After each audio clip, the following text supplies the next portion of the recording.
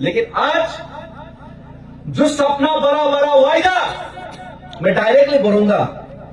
हमको कोई परवाह नहीं है कि मोदी जी सुने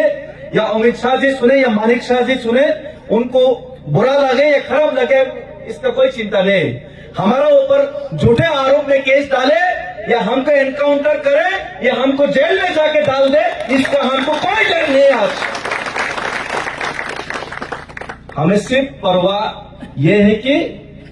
अपना सा तिपरासा का धैर्य, हमारा तिपरासा का धैर्य उनका बात ना टूट जाए,